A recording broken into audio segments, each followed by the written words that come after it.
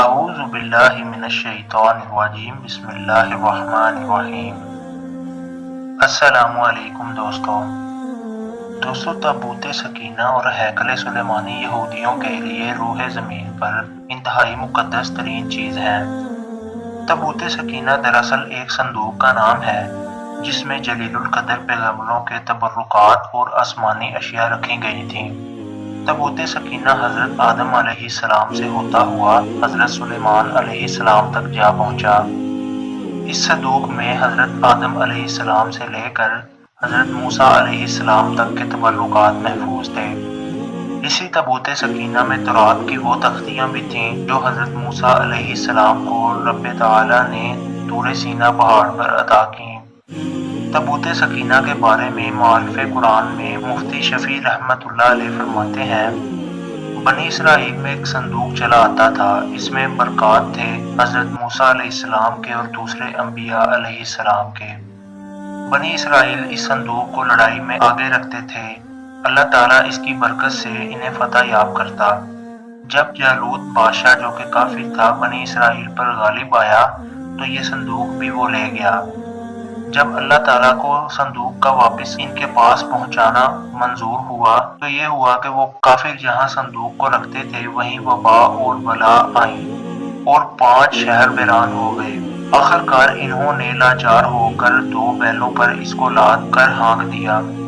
فرشتے بیلوں کو ہانک کر طالوت علیہ السلام کے دروازے پر پہنچا گئے۔ بنی اسرائیل اس نشانی کو دیکھ کر طالوت علیہ السلام کی بادشاہت پر یقین لے آئے اور طالوت علیہ السلام نے جالوت پر فوج کشی کر دی اور موسم نہایت گرم تھا۔ حضرت موسیٰ علیہ السلام کے بعد بنی اسرائیل کی رہنمائی حضرت طالوت علیہ السلام کو دی گئی۔ حضرت داؤد علیہ السلام کے دل میں ہی اللہ تعالیٰ نے تابوت سکینہ کی حفاظت کا خیال ڈالا۔ داؤد علیہ السلام نے فلسطین اور کان اور مواب اور ارمن وغیرہ بہت سے ملک فتح کیے۔ مصر تک اور ادھر دمشق تک ملک کو وسعت دی اور ان کی حیات میں ان کے بیٹے ابشالوم نے ان پر بغاوت کی مگر وہ ناکام رہا۔ انہوں نے اپنی حیات میں شہر یروشلم میں خدا تعالیٰ کے لیے مسجد یعنی بیت المقدس بنانے کی تیاری کی مگر مکمل نہ ہو سکی۔ آخر 60 سال کی عمر میں وفات پائی اور ان کی جگہ ان کے بیٹے حضرت سلیمان علیہ السلام تخت نشین ہوئے اور 7 برس تک اپنے والد کی وصیت کے مطابق بیت المقدس کی تعمیر کی اور اس کو نہایت شان و شوکت سے تیار کیا۔ اس مسجد کا طول 60 گز، عرض 20 گز اور بلندی 30 گز تھی۔ اس کو اہل کتاب ہیکل کہتے ہیں۔ حضرت سلیمان علیہ السلام نے اللہ تعالیٰ کے حکم سے ہیکل سلیمانی کی تعمیر کا جو بیڑا اٹھایا تھا اس کو جنات کی مدد سے مکمل کیا۔ سورۃ بنی اسرائیل میں آتا ہے، مسجد اس جگہ کا نام ہے جو وہ عمارات کے گر جانے یا بدل جانے سے نہیں بدلتی۔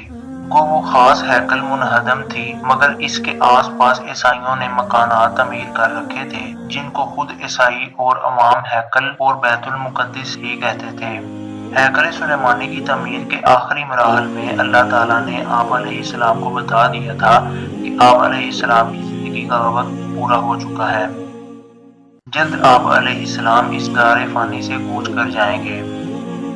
آپ علیہ السلام نے جنات کو حکم دیا کہ ان کے لیے شیشے کا ایک کمرہ تعمیر کریں۔ کمرے کی تعمیر مکمل ہونے پر آپ علیہ السلام اس میں چلے گئے اور اپنی لاٹھی کے سہارے کھڑے ہو گئے تاکہ موت واقع ہو جانے کے بعد آپ علیہ السلام کا جسم مبارک زمین پر نہ گرے اور وہ یہی سمجھیں کہ آپ علیہ السلام زندہ ہیں اور ہیکل سلیمانی کی تعمیر مکمل کریں۔ قرآن میں اس واقعے کا ذکر موجود ہے جس میں اللہ تعالیٰ فرماتے ہیں کہ جب ہیکل سلیمانی کی تعمیر جنات نے مکمل کر لی تو اللہ تعالیٰ کے حکم سے جس لاٹھی کے سہارے حضرت سلیمان علیہ السلام کھڑے تھے اسے دیمک نے کھا کر کھوکھلا کر دیا اور وہ آپ علیہ السلام کا بوجھ نہ سہار سکی اور آپ علیہ السلام جو موت واقع ہو جانے کے بعد اس کے سہارے کھڑے تھے گر گئے، جس سے جنات اور دیگر مخلوقات کو آپ علیہ السلام کی موت کا علم ہوا۔ ہیکل سلیمانی کے اندر ایک اور کمرہ نما عمارت تھی جسے قدس کا نام دیا گیا، جہاں ایک پردہ کے پیچھے محراب تھی جس میں تابوت سکینہ کو رکھا گیا تھا۔ बनी इसराइल के मजहबी रहनुमाओं में ये रिवाज था कि वो हर साल एक मुकर्रर तारीख पर अपनी बारी पर तन्हा कुदस में पर्दे के पीछे इस मेहराब में दाखिल होकर ताबूत सकीना और इसमें मौजूद चीजों की सफाई करते थे। इस मुकद्दस मेहराब में इबादत और दुआएं करते थे। यही वो मेहराब है जहाँ हजरत ज़करिया अलैहिस्सलाम को अल्लाह ताला ने हजरत याहिया अलैहिस्सलाम की सूरत में नेक फर्जंद की बढ़ापे में खुशखबरी दी थी। बनी इसराइल के लिए ये किबला के तौर पर मुकर्रर किया गया था।